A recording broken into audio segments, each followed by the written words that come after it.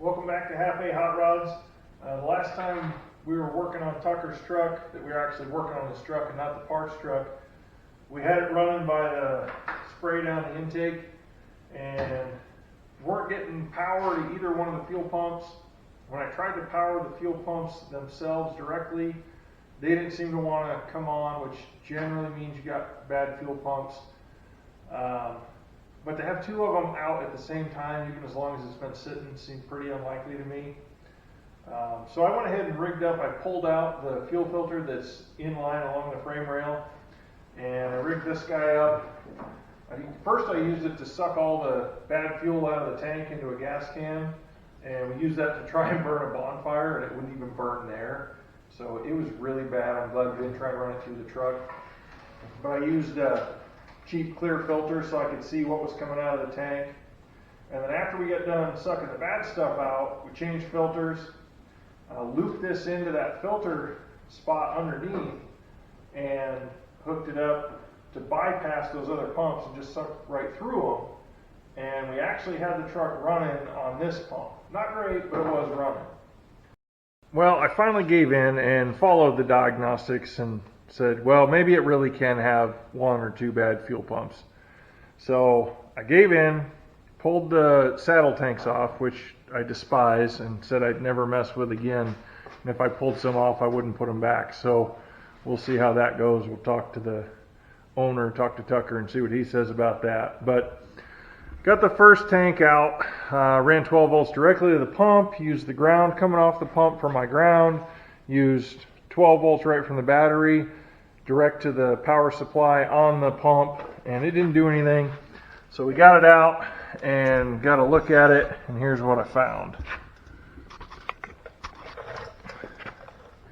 And this little guy is supposed to be connected.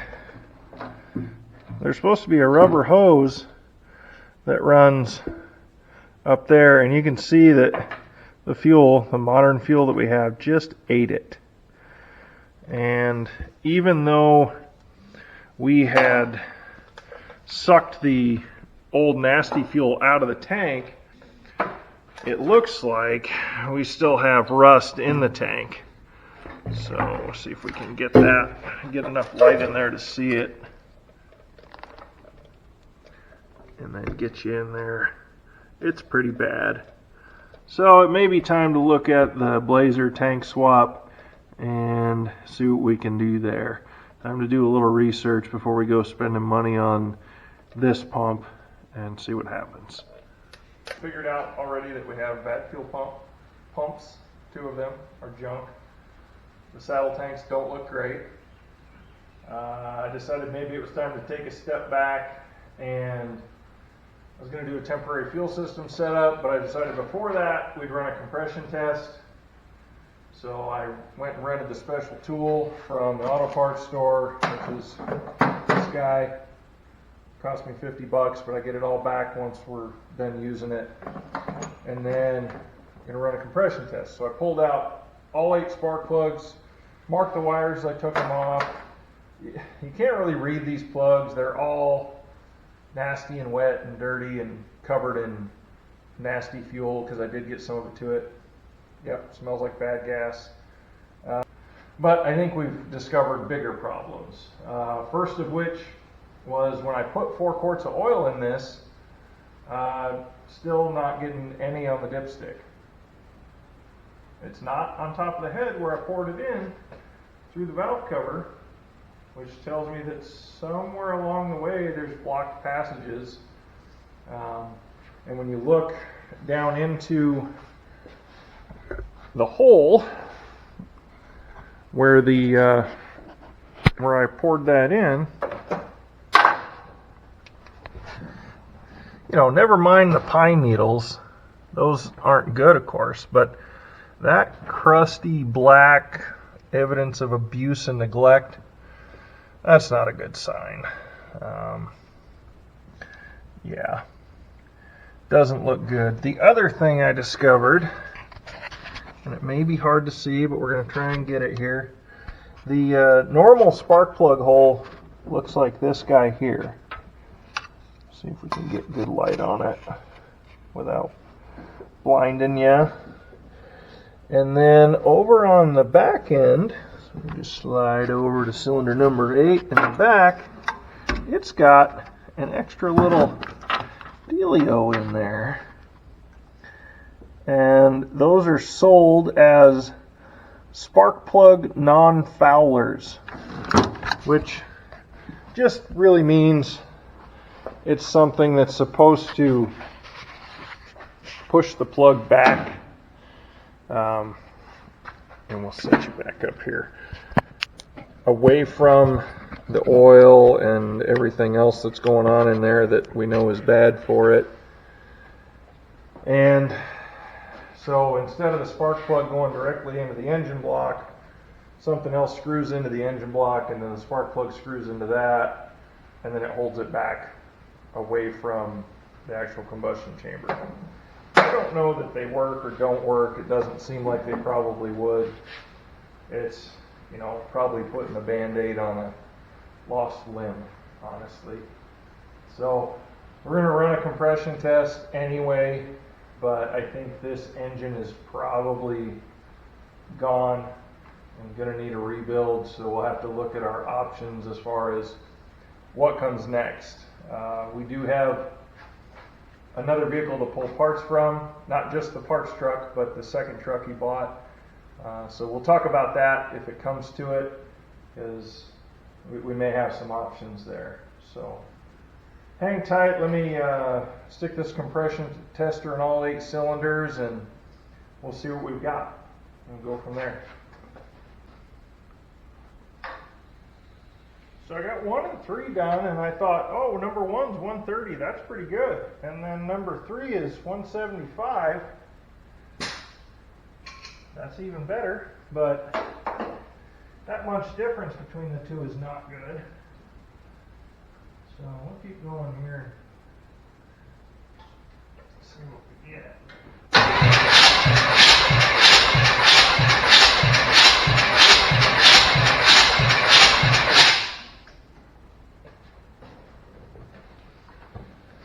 That one is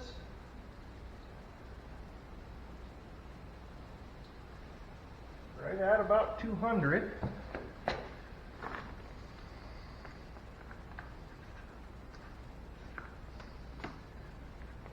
So the difference, the 70 psi difference between 1 and 5 is definitely concerning. I've got the throttle zip tied open here so that we're not restricting the airflow of the cylinders. The first time I ever did this, I read that you're supposed to do that. This is something I have only done once before. This one we're screwing our tester into the spark plug non-fouler, which I don't know if that's going to affect our accuracy. I hope not. I wouldn't think it should. We're just measuring pressure.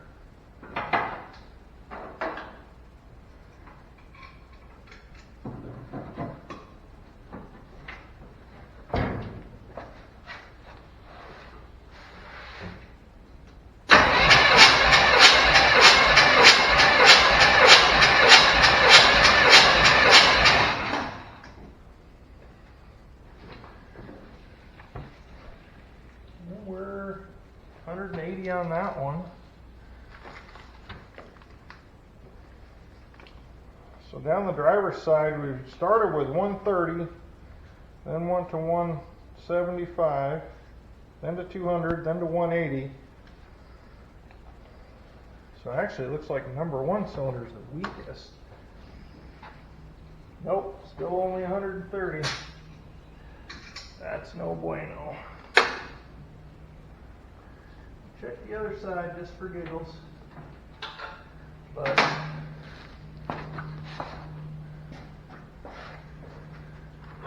I think we might have to sign off on this one. I am not skilled enough to rebuild one. Well, maybe I am. Maybe I could figure it out if I tried. But our budget doesn't really allow for me to attempt things like that. So we would be more likely to go search out a good used or remanufactured engine than to turn me loose somebody else's stuff and money and trying to learn on the first one. Willing to do that to a point, but engine's a pretty big investment to turn an amateur loose on.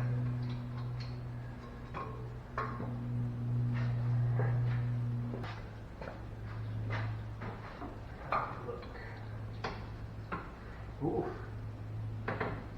that's no bueno. 100. We're just going to double check and make sure that fitting's tight.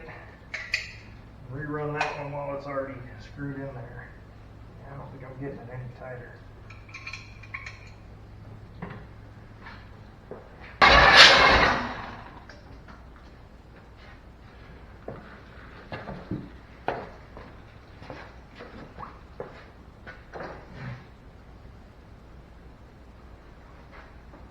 That time I only got 30.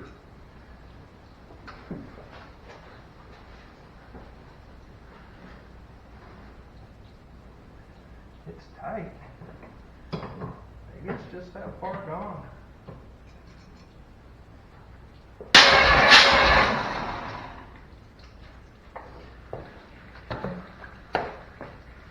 don't know if my camera's going to pick that up or not, but we got a regular waterfall under there.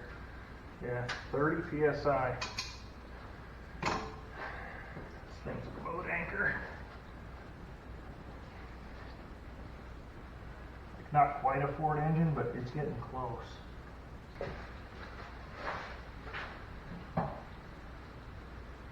Oh, that's good for the gauge. 190. So even though it didn't sound terrible before, it might have only been firing on 6 cylinders. But it's hard to tell just by listening to it, especially when you got no exhaust on it. It goes to the cat and then it's just hacked off. This poor old truck, I think, is having a life looking at it.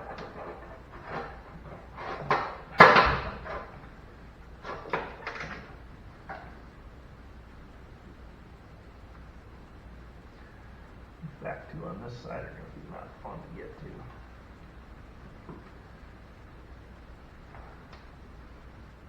Still better than working on a newer car, but the heater and AC boxes kind of in the way.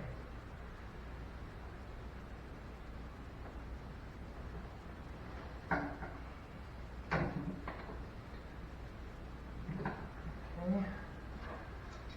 Torque it down to German specs. Wooden tight. That one's at about 175. Well, I guess the battery in the camera just got so tired of listening to me that it laid down and died before I could get to number 8. So here we are. All 8 cylinders have been checked. The front 2 are way too low. All the rest were probably okay, 175 to 190, 200. Probably would have just run it if they'd all been in that range. But the front 2, number 1 and number 2, are 130 and 30. So, and I misspoke earlier. Odds are down this side, evens are down that side. So that back one over there is number 7. But what we've really got effectively now is a 4.3 V6, and that's what a V8 sounds like. That's Chesney leaving with her beach rod with the TBI 350, and 350 with only 6 cylinders turning just ain't gonna get it. It's not gonna make V8 noises or V8 power, more importantly. So now we got to look at our other options. We'll probably call this one closed for this episode. I'm going to identify what transmission's in this, crawl under it and look at the pan, and then look up the shape of it on the line and see if it's worth keeping this unknown transmission in here. Until next time, remember, if I can do it, you can do it, even if we don't get it right on the first try. we'll be back again soon with more on Tucker's truck. If you like what we're doing, give us a like, drop a comment, let me know what you think of it, what we can do better, and subscribe. And I'll keep putting out videos, and hopefully it'll be helpful to somebody. Thanks again for watching.